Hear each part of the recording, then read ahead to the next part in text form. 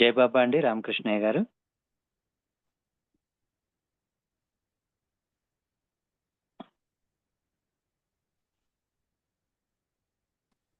జయబాబా మూర్తి గారు. జయబాబా sir.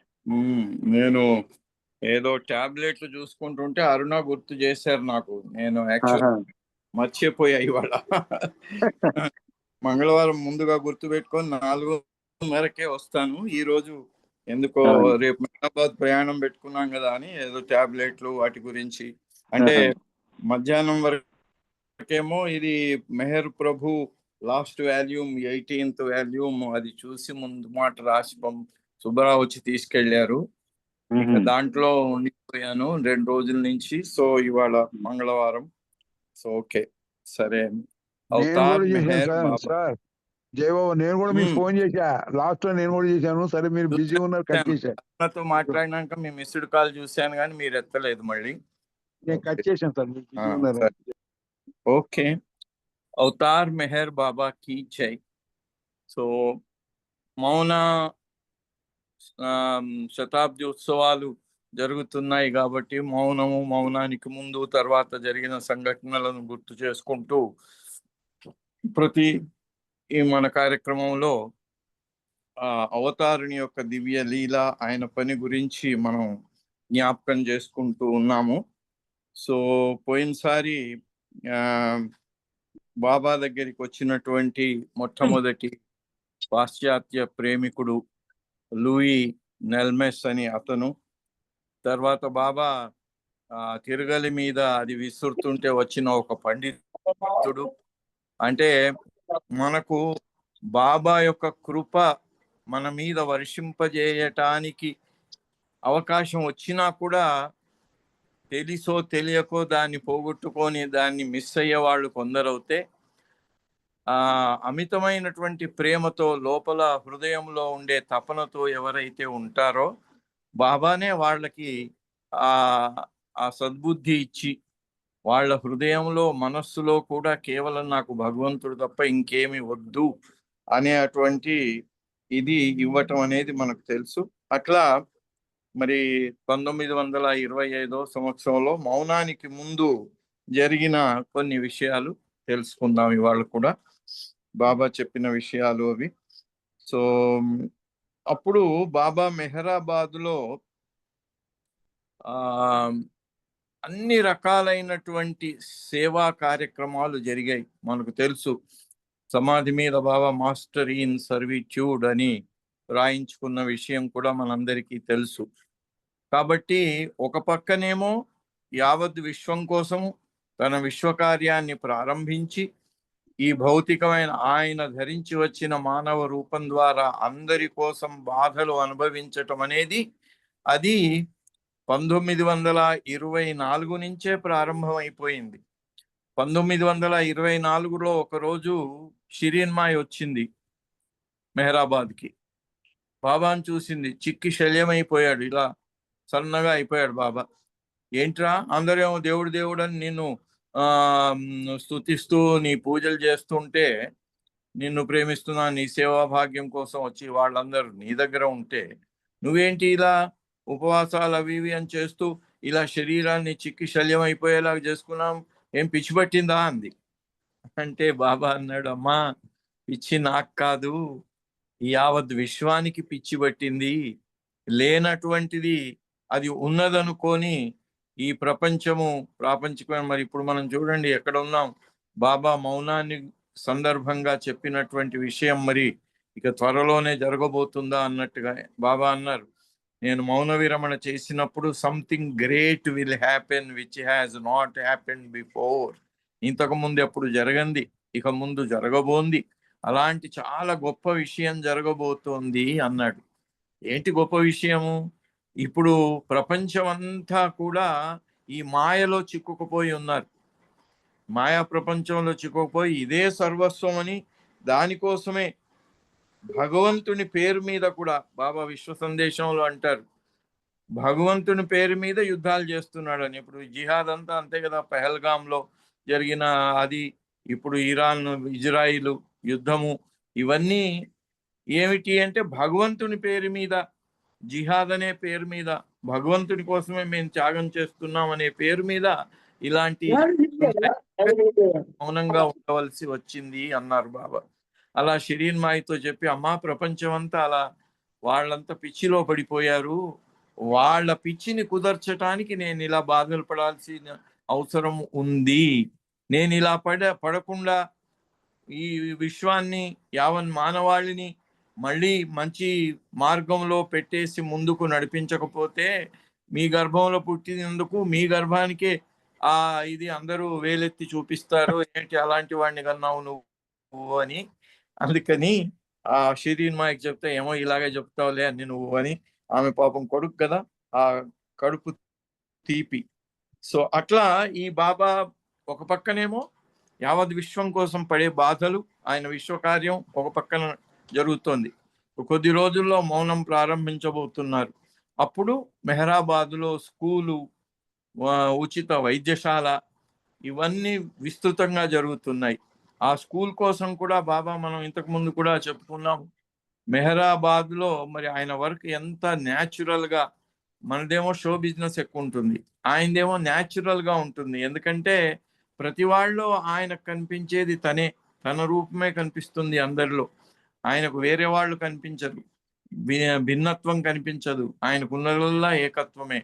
Spirituality గురించి చెప్తూ, స్పిరిచువాలిటీ ఏమిటి అంటే భిన్నత్వంలో ఏకత్వం చూడటం ఆధ్యాత్మికమైతే, ఏకత్వంలో భిన్నత్వాన్ని చూడటం ఈ ప్రాపంచికం అన్నారు బాబా, ఇల్యూషన్.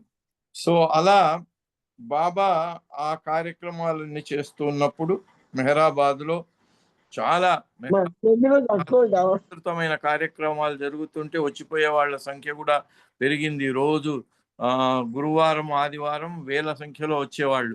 వాళ్ళందరికీ బాబా భోజనాలు కూడా పెట్టేవారు ఆ రోజుల్లోనే, మరి అక్కడ ఏమీ లేని రోజుల్లోనే. సో అలా జరుగుతున్నప్పుడు బాబా కుష్టు వాళ్ళ కోసం కూడా బాబా చాలా పనిచేశారు. కుష్టు వ్యాధి, ఎందుకంటే బాబా తాడేపల్లిగూడెంలో కూడా చెప్పారు, రైస్ మిల్లో అందరికీ భోజనాలు బాబా తన చేత్తో వడ్డించారు. వడ్డించినప్పుడు ఆయన చెప్పారు, అంటే ప్రపంచంలో ఎంతో మంది, ఎన్నో రకాలైనటువంటి వ్యక్తులు, ఎన్నో రకాల సంస్థలు ఇలాంటి సేవా కార్యక్రమాలు చేస్తూ ఉంటారు. ఈ సేవా కార్యక్రమాలు చేసినప్పుడు, ఆకలితో అలమటించే వాళ్లకు భోజనాలు పెట్టినప్పుడు, గుడ్డలు ఇవ్వటం, చేయటం, ఇవన్నీ చేస్తూ ఉంటే ఈ సంస్థలు కానీ వ్యక్తులు కానీ చేసిన పని ఫలితము కేవలం వారు 100 మందికో, 200 మందికో, 1000 మందికో, ఎంతమందికి చేస్తే వాళ్లకు మాత్రమే చేరుతుంది. ఆ వాళ్లకు చేరటంలో కూడా ఎంత వద్దనుకున్నా కూడా, ఎంత నిస్వార్థ సేవ అని వాళ్ళు దాన్ని ప్రచారం చేసుకున్నా కూడా, కొంతో మనస్సులో ఎక్కడో వాళ్ళకి ఏదో ఒక ఉద్దేశం ఉంటుంది. నేను చాలా మంచి పని చేస్తున్నాను, ఇలాంటి వాళ్ళకు ఇచ్చేస్తున్నాను అని. మనకు భాగవతంలో కూడా ఒక కథ ఉంది. ఒక ముని గాయపడిన ఒక లేడీని, జింకను తీసుకొచ్చి దానికి రోజు పట్టి గట్టి దానికి ఇచ్చేసి పెట్టాడు. అయితే అది కొంతకాలానికి బాగా కోలుకుంది. వాళ్ళిద్దరికి దాంతో ఇదైపోయింది, కొంచెం ఆత్మీయత ఎక్కువైపోయింది. ఆ జింకను ఎంతగా ప్రేమించాడు ఆయన అంటే, ఆ జింకతో పాటు దానికి మిగిలిన జింకలు అవి ఇవన్నీ వచ్చే జన్మలో జింకగా పుట్టాడు ఆ ముని అని. అయితే బాబా గాడ్ స్పీక్స్ లో చాలా ఖచ్చితంగా చెప్పాడు, మానవ జన్మ వచ్చిన తర్వాత మళ్ళీ కింది జంతు జన్మకు వెళ్ళిపోవడం అనేది పురాణాల్లో అక్కడ ఇక్కడ చెప్పబడి ఉంది. నువ్వు ఇదై పుడతావు, నువ్వు అదే పుడతావు అని. కానీ బాబా మాత్రం ఒక్క 4వ భూమికలో శక్తులను దుర్వినియోగం చేసుకున్నప్పుడు తప్ప, అప్పుడు దుర్వినియోగం చేసుకుంటే జంతువుగాడు వాడు, అప్పుడు దుర్వినియోగం చేసుకున్నప్పుడు రాతి లెవెల్కి పడిపోతాడు వాడు. అది తప్ప ఎక్కడా మళ్ళీ మానవ జన్మ తర్వాత ఇది రాదు అన్నారు. అయినా కూడా బాబా ఒక చోట, అంటే దాన్ని వాడుకోవటం ఎందుకు అనేది పురాణాలు ఎందుకు చెప్పారు అంటే, కొంచెం భయం పెట్టడం కోసం, చేసే పనులు కొంచెం జాగ్రత్తగా చేయరా బాబు అని చెప్తే, ఊరికే చెప్తే విన్నారు కదా, అందుకని భయం. బాబా ఇంగ్లాండ్లో ఉన్నప్పుడు ఆయన ఒక ప్రేమికురాలు పిలిస్తే వెళ్ళాడు. వెళ్ళిన తర్వాత అక్కడ వాళ్ళ ఇంట్లో ఉండే వంట మనిషి చాలా కఠోరంగా మాట్లాడేది. ఆ వంట మనిషి అయినా కూడా చాలా ఇదిగా ర్యాష్గా మాట్లాడేది అనమాట. కానీ మంచిదట, సర్వీస్ బాగా చేసేది. అందుకని ఆమెను భరిస్తున్నా నేను బాబా. కానీ ఆమె ఇది అంటే బాబాను చూడగానే ఎందుకో ఆమెకు చాలా ఆమె ఇంప్రెస్ అయిపోయింది, ఆకర్షితురాలైపోయింది. ఆ బాబా వెళ్ళిపోతుంటే కూడా ఆ కిటికీలోంచి చూసి దండం పెట్టుకున్నాను. అయితే ఆమె బాబా ఎదురుగా వచ్చి చేసినప్పుడు ఎప్పుడైతే ఈయన ఆ ఇంటి ఆమె తన ఇంట్లో వంట మనిషి ఇలా కొంచెం కర్కశంగా ఉంటుంది, ర్యాష్గా మాట్లాడుతుంది అని చెప్పినప్పుడు బాబా అన్నాడు, అలా అయితే నువ్వు వచ్చే జన్మ పందిగా పుడతావు, జాగ్రత్త అన్నాడు. అనగానే ఆమెకు భయం అయిపోయిందట. భయం అయిపోయి ఇదైపోయింది. తర్వాత కొద్ది రోజుల తర్వాత ఆమె ఫోన్ చేసి, బాబా ఎందుకో ఆమెలో ఇంత పరివర్తన వచ్చేసింది, ఇప్పుడు చాలా వినమ్రంగా మారిపోయింది ఆమె, ఇంతకు ముందుకు ఇప్పటికి అసలు ఏమి పోలిక లేదు, అట్లా తయారైంది అన్న తర్వాత ఇంకొక ప్రేమికురాలు బాబాని అడిగింది, బాబా మరి మీరు ఒక పక్కనేమో మానవ జన్మ వచ్చిన తర్వాత పునర్జన్మ క్రమమే కానీ మళ్ళీ వెనక్కి జంతు జన్మకు వెళ్ళే అటువంటి అవకాశం ఉండదు అని చెప్పారు, మరి మీరే పంది జన్మ వస్తుంది అని ఆమెకు చెప్పారు కదా, అది ఎలా అన్నాడు. అయితే బాబా అన్నాడు, నేను చెప్పిన దాని యొక్క ఫలితం మీరు గ్రహించారు కదా అన్నాడు. ఏమిటి ఫలితము? ఆమె కర్కశంగా ఉండే ఆమె, ర్యాష్గా ఉండే ఆమె చాలా వినమ్రంగా, చాలా ప్రేమగా, బాబా మళ్ళీ వెళ్ళినప్పుడు చాలా ప్రేమగా బాబాకు సర్వ్ చేసింది ఆమె. అయితే ఈ మార్పు వచ్చింది కదా అన్నాడు. అవును, ఆ మార్పు కోసం చెప్పాను కానీ పంది జన్మ అనేది ఏ మానవుడికి మళ్ళీ రాదు. నేను గాడ్ స్పీక్స్లో చెప్పింది, నేను ఎప్పుడు చెప్పింది, మానవ జన్మ తర్వాత మళ్ళీ బ్యాక్ లేదు, ఎక్సెప్ట్ 4th ప్లేన్ ఆఫ్ కాన్షియస్నెస్లో శక్తులు దుర్వినియోగం చేసినప్పుడు తప్ప మిగిలిన సందర్భాల్లో ఎప్పుడు కూడా వెనక్కి వెళ్ళటం ఉండదు అన్నారు. సో అలా బాబా ఆయనకు అన్నీ తెలుసు. అందుకని ఈ సంస్థలు కానీ వీళ్ళు కానీ చేసినప్పుడు అది ఆ కొద్ది మందికి మాత్రమే ఫలితం చేకూరుతుంది. వాళ్ళ ఉద్దేశాన్ని బట్టి సంస్కారాలు కూడా రావటం, ఇచ్చిపుచ్చుకోవటం కూడా జరుగుతుంది దాని ద్వారా. కానీ అవతారుడు చేసినప్పుడు ఈ సంస్కారాల ఇచ్చిపుచ్చుకోవటం ఉండదు, సంస్కారాల నాశనమే ఉంటుంది ఒక పక్కన. ఎందుకు? ఆయనకుండేవి యోగ సంస్కారాలు. ఆ యోగ సంస్కారాల పని ఏమిటి అంటే, నీళ్లు సర్ఫు ఏం చేస్తాయి, అవి వేసి చీపురుతో రుద్దితే క్లీన్గా అవుతుంది, మురిగ్గా ఉన్న ప్లేసులు కూడా శుభ్రంగా అవి క్లీన్ అయిపోతాయి. అలా బాబా ఏ పని చేసినా కూడా ఆయన నుంచి వెళ్ళేవి యోగ సంస్కారాలు కనుక ఆ యోగ సంస్కారాలు ఎదుటివాడి సంస్కారాలను క్లీన్ చేయటమే తప్ప ఆయన నుంచి అటు సంస్కారాలు వేరే సంస్కారాలు వెళ్ళటం కానీ ఆ సంస్కారాల ఇచ్చిపుచ్చుకునే అటువంటి వ్యవహారం జరగదు. అందుకని బాబా అన్ని రకాలైనటువంటి సేవలు చేశారు. ఇక్కడ ఆయన ఈ కుష్టు వ్యాధిగ్రస్తులు అప్పుడు చాలా సమాజంలో వాళ్ళను చాలా హీనంగా చూసేవాళ్ళు, వాళ్ళకి వేరేగా ఉంచేవాళ్ళు, వాళ్లకు పశువులను పెట్టే ఆ దొడ్లలో అక్కడ వాటిలలో ఉంచేవారు, ఇళ్లలో అందరితో పాటుగా ఉండనిచ్చేవాళ్ళు కాదు. అందుకని వాళ్లకు బాబా తను స్వయంగా స్నానాలు చేయించేవారు. మెహరాబాద్లో వీళ్ళ కోసం ఒక ఆశ్రమాన్ని, మౌనానికి కొద్ది రోజుల ముందే ఈ ఆశ్రమం అక్కడ ఓపెన్ చేసి దాన్ని నడిపిస్తున్నారు, లెప్పర్స్ ఆశ్రమం. దానికి బాబా ఆ లెప్పర్స్ లోంచే, ఆ కుష్టు వ్యాధిగ్రస్తులలో నుంచే ఒక ఆమెను, పార్వతి అని ఒక ఆమెను సెలెక్ట్ చేసి ఆమెను దానికి సూపర్వైజర్గా పెట్టారు బాబా, దాని పర్యవేక్షణ కోసం. అయితే పార్వతి వచ్చింది, బాబా ఆమెను చాలా ఆప్యాయంగా ఆమెను రిసీవ్ చేసుకోవటము, తర్వాత అక్కడ ఆ కుష్టు వ్యాధిగ్రస్తులు ఉండటానికి వాళ్ళకు కావలసిన సౌకర్యాలన్నీ కూడా బాబా అక్కడ ఏర్పాటు చేయించారు. వాళ్లకు ఉండటానికి, తర్వాత వాళ్ళ భోజనాలకి వసతి అంతా కూడా బాబా చేయించాడు.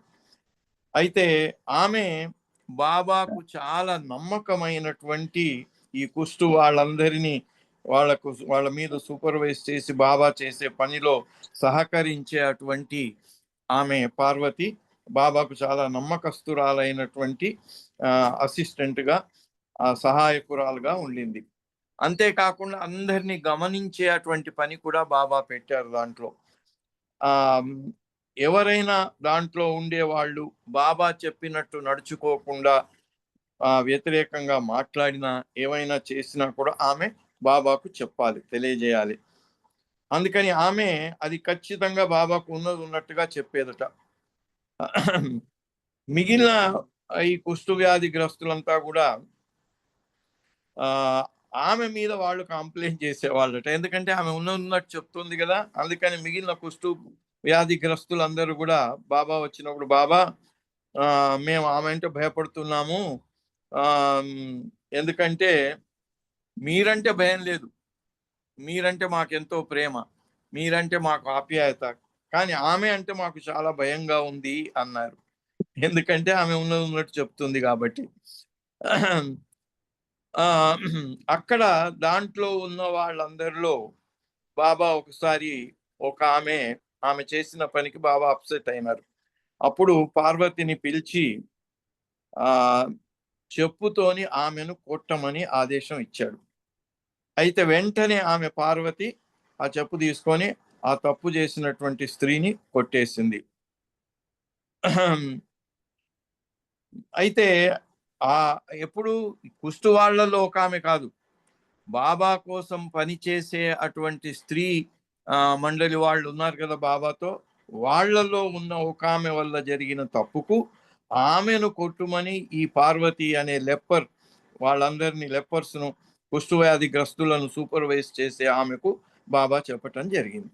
అయితే ఆమె వెంటనే కొట్టేసింది. కొట్టేసిన ఆ మండలి సభ్యురాలు ఆమె దాన్ని తప్పుగా భావించలేదు. ఎందుకంటే బాబా ఆదేశం గల పార్వతి బాబా చెప్పినటువంటి ఆదేశాన్ని ఏ మాత్రం బాబా మరి మనకు 31 జనవరి ఈరోజు పెట్టిన హఫీజ్ సూక్తులో మొదటిదే కదా, befitting a fortunate slave carry out every command of the master without any question of why and what.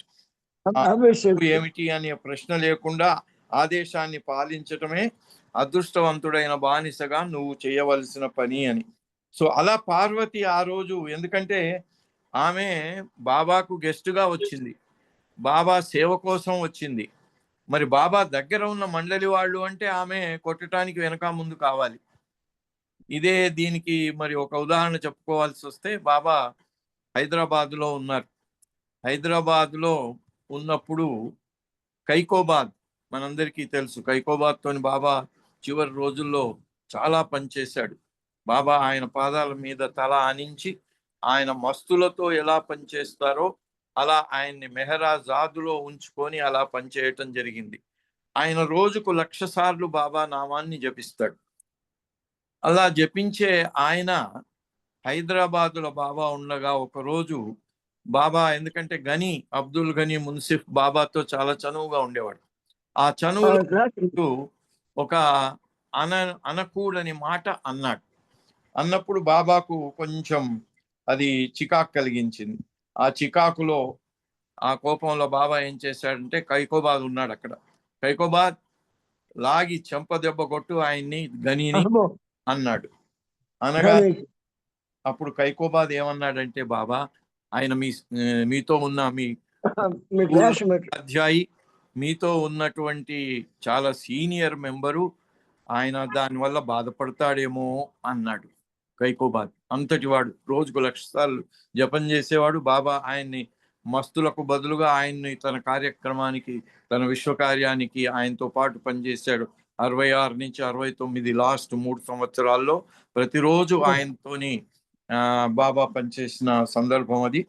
అయితే ఆయన ఎప్పుడైతే ఈ మాట అన్నాడో, బాబా అన్నాడు, కైకోబాద్ నువ్వు నా ఆదేశాన్ని పాలించి ఆయనను కొట్టకుండా నా ఛాతీ మీద కొట్టేశావు అన్నాడు. అనగానే కైకోబాద్ అన్నాడు, అదేంటి బాబా, మిమ్మల్ని కొట్టానా నేను అన్నాడు. అవును, నా ఆదేశాన్ని పాటించకపోవడము అంటే నన్ను కొట్టినట్టే. Not only obeyed me but you have hit on my chest అన్నాడు. నువ్వు ఎందుకు నా ఆదేశాన్ని పాలించకపోయినట్టయితే ఇంతకాలం నా దగ్గర ఉండి మీరు నేర్చుకున్నది ఏమిటి అంటే ఆదేశం అనేది. ఇక్కడ ఈ పార్వతి అనే ఆమె ఈ కుష్టు వాళ్ళల్లో ఉన్నటువంటి కొత్తగా వచ్చినటువంటి ఆమె చెప్పగానే చెప్పు తీసి బాబా మండలి సభ్యురాలైన ఒక స్త్రీని కొట్టేసింది. అందుకని వాళ్ళు ఇచ్చేశారు. అయితే ఇక్కడ ఈయన కైకోబాదు అది చేయలేకపోయాడు. గనీని కొట్టమన్నప్పుడు కొట్టకపోయేసరికి బాబా చాలా గంభీరంగా అయిపోయి ఆయనకు చెప్పి, నువ్వు నా ఆదేశాన్ని పాటించకుండా నా చెస్ట్ మీద కొట్టేశావు అనగానే ఆయన కొంచెం ఫీల్ అయిపోయి ఉంటే అదే క్షణంలో బాబా ఆదికేయరాన్ని అడిగారు. అది నేను ఈ ఆదేశం నీకు ఇచ్చింటే నువ్వేం చేసేవాడి అన్నాడు. బాబా మీరు 2 కొట్టమంటే నేను 12 కొట్టేవాడిని అన్నాడు. ఆ తర్వాత మళ్ళీ బాబా గనీని అడిగాడు. గని కైకోబాద్ గాని నా ఆదేశం ప్రకారంగా నిన్ను కొట్టుంటే నువ్వేమన్నా బాధపడేవాడివా అన్నాడు. లేదు బాబా, దాన్ని నాకు ఒక వరప్రసాదంగా స్వీకరించేవాడిని, మీ ఆదేశం కదా అది అన్నాడు. అప్పుడు కైకోబాద్కి తెలిసి వచ్చింది బాబా ఆదేశం అంటే దాంట్లో మన మనస్సు పెట్టకుండా గని ఏమనుకుంటాడో అనేది మనస్సులో వచ్చింది అంటే ఆదేశాన్ని మనం పాటించటానికి సిద్ధంగా లేము అని అర్థం. అప్పుడు ఏడ్చేశాడు ఆయన కైకోబాద్. బాబా ఆయన్ని లోపలికి తీసుకెళ్లి ఆలింగనం చేసుకొని సంధాయించాడు. ఎందుకంటే అది అలా ఇక్కడ ఈ పార్వతి ఎప్పుడైతే అలా బాబా ఆదేశాన్ని పాటించి బాబా చెప్పినట్టుగా శ్రీమండలి వాళ్ళను కొట్టిందో శ్రీమండలి వాళ్ళు కూడా ఆమెను అప్రిషియేట్ చేశారట. ఈమె కొత్త అయినా బాబా చెప్పిన దాన్ని జంకకుండా ఈ వీళ్ళను బాబా దగ్గర ఉండే వాళ్ళని ఎలా కొట్టాలి అనేటువంటి సంకోచం కూడా లేకుండా కొట్టేసింది అని వాళ్ళు కాంప్లిమెంట్ చేశారు. On the contrary, she spoke admirably of how Parvati has carried out the master's order without the least hesitation and complimented her obedience. ఆమె చేసినటువంటి ఆ ఆదేశం అంటే బాబా ఆదేశాన్ని అమలు చేసేటువంటి విధేయతను కొనియాడిందట ఆ స్త్రీ మండలి సభ్యురాలు. సో అలా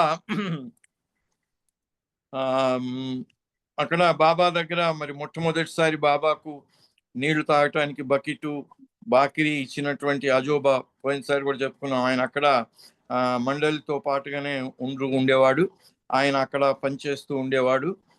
బాబా అప్పుడప్పుడు ఆయన్ని ఎప్పుడైనా బైబుల్ నుంచి ఏదైనా చదివించాలి అనుకున్నప్పుడు ఆయనను పిలిచి ఆయన ద్వారా బైబిల్ నుంచి చదువుమంటే ఆయన చదువుతూ ఉండేవాడు. అలాగే ఒకరోజు బాబా ఆయన్ని పిలిచి బైబిల్ నుంచి చదవమన్నాడు. బైబిల్ నుంచి కొన్ని పేజీలు చదివాడు. అప్పుడు అది విని బాబా ఆయనతో ఇలా చెప్పాడు, వాట్ ఎవర్ క్రీస్తు సేస్ ఈజ్ క్వైట్ కరెక్ట్. క్రీస్తు చేసిందంతా, క్రీస్తు చెప్పిందంతా కూడా అది సత్యము, యథార్థము. The time of his reappearance is very near at hand. ఆ చదివిన దాంట్లో ఏమొచ్చింది, ఆకాశం నుంచి అలా నీళ్ల మీద నడుస్తూ జీసస్ క్రీస్తు వస్తాడు అనేది బైబిల్లో. అంటే మన వాళ్ళు ఎలా అయితే తెల్ల గుర్రం మీద కూర్చొని కరవాలాన్ని ధరించి కల్కి ఇప్పుడు వస్తాడు, ఇప్పుడు రాబోయే అవతారం కల్కి అవతారము అని. ఇవి రెండు కూడా ఎవరు, సాక్షాత్తు మెహర్ బాబా వచ్చి మన మధ్యన ఉన్నా కూడా ఇంకా. అందుకే బాబా చెప్పాడు కదా, బాబా ఒక సందేశం మనకు చాలా చక్కగా చెప్పాడు. I am that ancient one whose past is worshipped and remembered, whose present is ignored, and whose future advent is awaited. ఇంతవరకు వచ్చిన నా రూపాలను ఆరాధిస్తూ ఉన్నారు, నా నామాలను స్మరిస్తూ ఉన్నారు.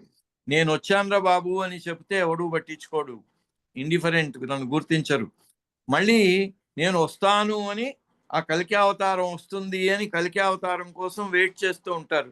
అరే బాబు నేనే కల్కి అవతారుణ్ణి నేనే అని చెప్పినా కూడా విశ్వసించరు. ఎందుకు, ఆ తెల్లగురం ఎక్కి ఆ కరవాలం పట్టుకొని రావాలి. ఆ తెల్లగురమే ఆయన యొక్క ప్యూరిటీ, కరవాలమే ఆయన మౌనం. సో ఇక్కడ ఆయన the time of his reappearance is very near at hand. ఇది 1925 మౌనం ప్రారంభానికి ముందు బాబా చెప్పింది. ఆ జీసస్ క్రీస్తు మళ్ళీ రావటము, పునరాగమనము, జీసస్ యొక్క పునరాగమనము అనేటువంటిది ఆ బైబిల్ నుంచి చదివిన తర్వాత చెప్పి, అవును ఇప్పుడు జీసస్ క్రీస్తు రావటము ఇంకా సమయం వచ్చేసింది అని చెప్తూ, then you will know who I am and what connection I have with Christ. ఇది బాబా ఎప్పుడు చెప్పేవాడు. ఈ మౌనము, బాబా అన్నాడు మౌనము మిస్టరీ, అదొక మిస్టరీ. అంటే నేనే అద్భుతాలు ఈ అవతార కాలంలో చేయలేదు, ఒకే ఒక అద్భుతం చేయబోతున్నాను ఎప్పుడు, నేను మౌన విరమణ చేసినప్పుడు. That will be the first and last miracle. అది మొట్టమొదటిది చివరిది అయినటువంటి నేను చేయబోయే మహత్తు. ఆ తర్వాత మొత్తం యావత్ ప్రపంచం నేనెవరినో తెలుసుకుంటుంది, నన్ను గుర్తిస్తుంది అని చెప్పడమే కాకుండా I will not only be the expected one. కలికి అవతారం వస్తాడు అనేది expectation. I will not only be the expected one but I will be the accepted one. Then నన్ను అందరూ గుర్తించి విశ్వసించే రోజు అప్పుడు వస్తుంది. అదే మేనిఫెస్టేషన్ అంటే, ఆయన యొక్క ప్రకటీకరణ, ఆ తర్వాత జరగబోయే వైభవము, అది అన్నమాట. అది మీరు అందరూ తెలుసుకుంటారు. I am and what connection I have with Christ. క్రైస్ట్తో నాకున్న సంబంధం ఏమిటి చెప్తే అందరికీ విశ్వాసం కలగదు కదా. బాబా దగ్గరికి ఒకసారి ఒక క్రిస్టియన్ ప్రీస్ట్ వచ్చాడు. ఆయన ఎక్కడికో వెళ్ళి ఆ రిలీజియస్ కాంగ్రెస్ దేంట్లోనో బాగా మాట్లాడి వచ్చి అందరికంటే గొప్పగా నేనే మాట్లాడాను అన్నాడు. అని ఆయన చేసిన సేవను బాబాకు చెప్పుకున్నాడు. నేను అందరినీ చాలా అణగారిన వాళ్ళందరికీ సేవ చేస్తున్నాను అంటే, అది చాలా మంచి పని చేస్తున్నావు. అలా అణగారిన వాళ్ళ సేవ చేయడం అంటే క్రీస్తు సేవ చేయడమే అని చెప్పి బాబా అన్నాడు, ఐ ఆమ్ సేమ్ క్రైస్ట్, నేనే ఆ క్రీస్తును, ఇవాళ ఈ రూపంలో వచ్చాను అని చెప్తే ఆయన విని చాలా ఆయన ఇష్టపడి బాబా మళ్ళీ ఆయన అడిగాడు, నేను చెప్పిన సందేశం గుర్తుందా, రాసుకున్నావా అన్నాడు. నాకు గుర్తుంది బాబా అన్నాడు. ఒకసారి మళ్ళీ చెప్పు అన్నాడు. అంతా చెప్పాడు, కానీ లాస్ట్లో నేనే ఆ క్రీస్తును అని చెప్పిన మాట మాత్రం చెప్పకపోతే బాబా అన్నాడు, అసలైన ఆ సందేశంలో దానికి సారమైనటువంటి మాటనే నువ్వు చెప్పలేదు. ఐ ఆమ్ దట్ వన్, నేనే ఆ క్రీస్తును అనే విషయం బాబా ఆయనకు అలా స్పష్టంగా చెప్పాడు. ఎందుకంటే బాబా దగ్గర ఎప్పుడు ఈ సందేహాలు ఏవి ఉండేవి కాదు. అట్లాగే బాబా చిన్న పిల్లలంటే కూడా బాబాకు చాలా ఇష్టం. ఇది మస్తులు చిన్న పిల్లలంటే ఇష్టం అనే విషయం చాలాసార్లు చెప్పుకోవటం జరిగింది. బాబా ఆ మౌనానికి ముందు ఒకరోజు బాబా వీసాపూర్కు పిక్నిక్ కోసం అని వెళ్ళారు. పిక్నిక్ కోసం వెళ్తే అక్కడ చాలా మంది స్కూల్ పిల్లలు ఉన్నారు అండ్ టీచర్స్. అక్కడ ఇక్కడ మెహరాబాద్ లో స్కూల్ జరుగుతుంది కదా, ఈ స్కూల్లో ఉన్న స్కూల్ పిల్లలను టీచర్లను అందరినీ వీసాపూర్ దగ్గర అక్కడ ఒక చిన్న లేక్ ఉండేది, అక్కడికి పిక్నిక్ కోసం తీసుకెళ్లారు. సో అక్కడికి వీళ్ళందరిని తీసుకుపోయినప్పుడు బాబా ఇంగ్లీష్ డ్రెస్ వేసుకున్నారట. సూట్ వేసుకొని, పాయింట్ షర్ట్ వేసుకొని, ఎప్పుడు సాద్రామును కోట్ ఉంటుంది కదా దానికి బదులు ఇవి వేసుకొని, a shirt, shoes and socks and a large felt hat, పైన పెద్ద హ్యాట్ పెట్టుకున్నాడు. కళ్ళద్దాలు పెట్టుకునేవారు, అంటే ఆయనను ఎవరు గుర్తించకుండా ఉండటానికి. ఎందుకంటే గుర్తిస్తే అందరూ దర్శనం కోసం వస్తారు, ఇంకా ఆయన పని అక్కడ పనికి అడ్డంకుగా మారిపోతుంది. సో బాబా, ఎందుకంటే ఆ ఏరియా అంతా చాలా బాబా అంటే అప్పటికే చాలా మందికి తెలిసిపోయింది, అందరూ ఈ దర్శనం కోసం అని వస్తారు కదా అని చెప్పేసి బాబా అలా వెస్టర్న్ సూట్ వేసుకొని హ్యాట్ పెట్టుకొని వెళ్ళారు. He would disguise himself so that people would not recognize him, ఆయన గుర్తుపట్టకుండా ఉండటానికి. At times even wearing dark sunglasses, దాని కళ్ళద్దాలు, నల్లటి కళ్ళద్దాలు కూడా పెట్టుకునేవారు బాబా. Also instruct the mandali to keep his identity secret and not address him as Baba. బాబా అని అనకుండా, ఆయన గుర్తింపును తెలియకుండా వాళ్ళు కూడా నడుచుకోవాలని చెప్పేవారు. ఇంకా అక్కడ ఏమైంది, వీసాపూర్ రైల్వే స్టేషన్ వెళ్ళారు. బాబా వీళ్ళందరికీ కూడా స్నాక్స్ అన్ని పిల్లలకి అందరికీ పెట్టారు. పెట్టిన తర్వాత అక్కడి నుంచి అక్కడ ఉండే లేక్ సరస్సును చూడటానికి వెళ్ళారు. Was under construction by the prisoners. అక్కడ ఈ జైల్లో ఉండే అటువంటి ఖైదీలతో అక్కడ పనిచేయిస్తున్నారు ఆ రిజర్వాయర్ దగ్గర. వీసాపూర్లో జైలు ఉండింది, ఆ జైలు వాళ్ళని తీసుకెళ్లి అప్పుడు బ్రిటిష్ పరిపాలన కదా మరి 1925. So watching the hard labours of the convicts, the master remarked. వాళ్ళందరినీ ఈ బ్రిటిష్ సైనికులు, బ్రిటిష్ పోలీసు వాళ్ళు పని చేయిస్తూ ఆ జైలు సిబ్బంది వాళ్ళను ఎలా ట్రీట్ చేస్తున్నారు అంటే పశువుల కంటే హీనంగా ట్రీట్ చేస్తున్నారట. అది చూసి బాబా ఇలాగా చెప్పారట, these poor creatures are suffering untold hardships. ఎందుకంటే అందరిలో ఆయనే చూసుకుంటాడు కదా. అందుకని ఎప్పుడైతే వాళ్ళను ఆ ఖైదీలైనా కూడా వాళ్ళు చేసిన తప్పు నిజమే, కానీ వాళ్లకు చేసే ఆ ట్రీట్మెంట్ను చూసి బాబా అన్నట, సఫరింగ్ అన్టోల్డ్ హార్డ్షిప్స్, వాళ్ళు పడే బాధలు వర్ణనాతీతం. And privations just because they have broken the law of the land and of society. సంఘము ఆ ప్రభుత్వం ఏర్పరిచినటువంటి చట్టాన్ని వాళ్ళు ఉల్లంఘించారు కాబట్టి వాళ్ళకి ఆ శిక్ష విధించబడింది. But what must be the fate of those who defy the laws of God and nature. మరి మనుషులందరూ కూడా ప్రతిరోజు ఎవడో ఏదో విధంగా భగవంతుడు ఏర్పరిచినటువంటి లా ఏమిటి, నువ్వు చాలా వినమ్రతగా ఉండు, మిగిలిన వాళ్ళని దయతో ట్రీట్ చెయ్యి, ఇవన్నీ భగవంతుడు చెప్పిన మాటలను పట్టించుకోని వాళ్ళు, వాటిని భగవంతుని మాటలను ఆచరణలో పెట్టని వాళ్ళ విషయం ఏమిటి? The best way to save one self from breaking divine law is to surrender completely to a sadguru and follow his instructions to the letter.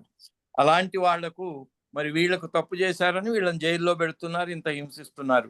మరి నిజంగా సమాజంలో ఇప్పుడు మనం రోజు వార్తలు చూస్తుంటే వెంట్రుకలు ఇట్లా పైకి లేచి గొగురుపాటు వస్తుంది. ఆహా, ఇది మానవులం అని చెప్పుకోదగినటువంటి చర్యనేనా అని అనిపిస్తూ ఉంటుంది. సో అలాంటి వాళ్ళు మరి దాని నుంచి ఎలా బయటికి రావాలి అంటే సద్గురువుకు శరణు జొచ్చి ఆయన చెప్పినట్టుగా నడుచుకుంటేనే వారికి దాని నుంచి విముక్తి ఉంటుంది.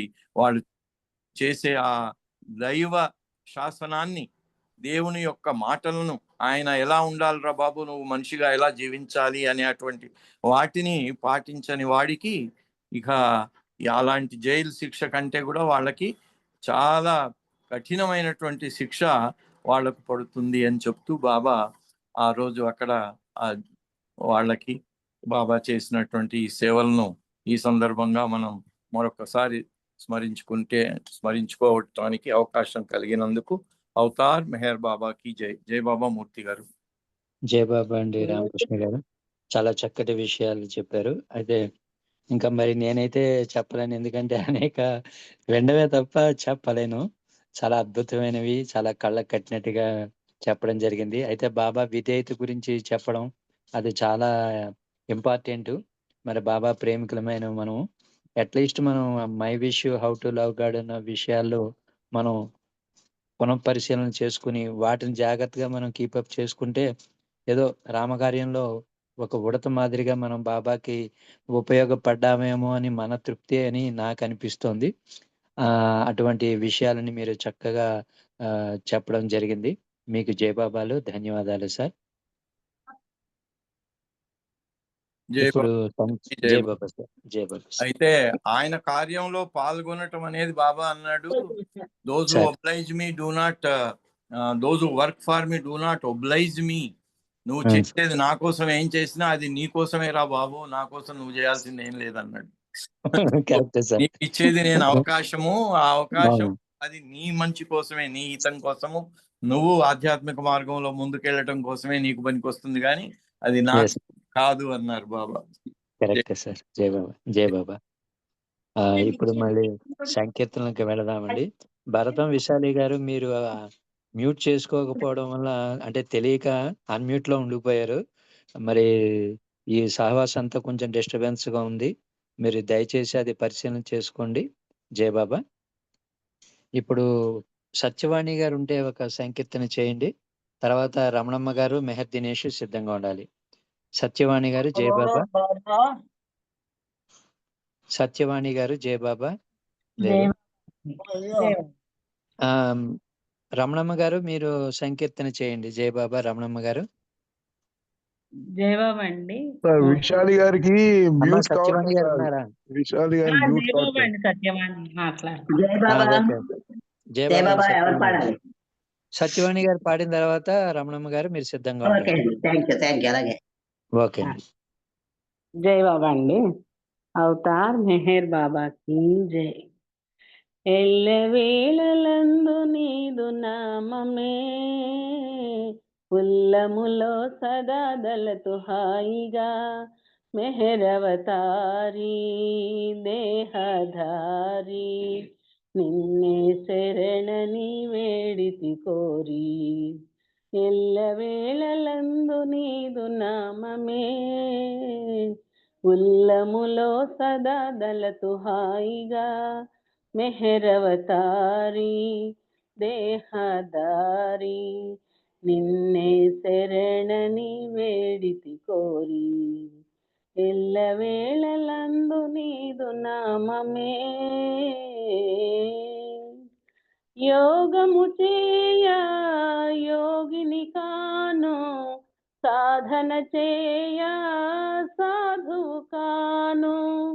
యోగము చేయ యోగిని కాను సాధన చేయ సాధువు కాను.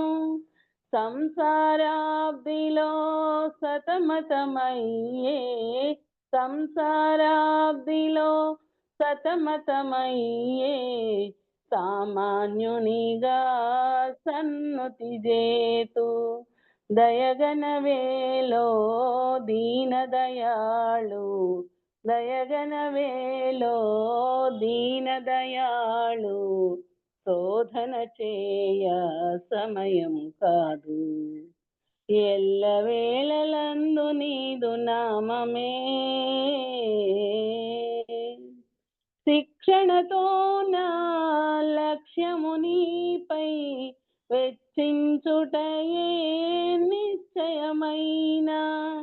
శిక్షణతో నా లక్ష్యము నీపై వెచ్చించుటయే నిశ్చయమైన. బాధ్యతలెన్నో బాధించునురా బాధ్యతలెన్నో బాధించునురా సాధ్యమటో నీ సన్నిధి చేరా. దయగనవేలో దీనదయాళు దయగనవేలో దీనదయాళు శోధన చేయ సమయము కాదు. ఎల్లవేళలందు నీదు నామమే మక్కువతో నా దిక్కని నిన్నే మ్రొక్కిన నాకా చిక్కులు బాబా. మక్కువతో నా దిక్కని నిన్నే మ్రొక్కిన నాకా చిక్కులు బాబా. చింతలు బాపి శాంతిని చూపి చింతలు బాపి శాంతిని చూపి పాలింపగదో ప్రేమ పయోధి. దయగనవేలో దీనదయాళు దయగనవేలో దీనదయ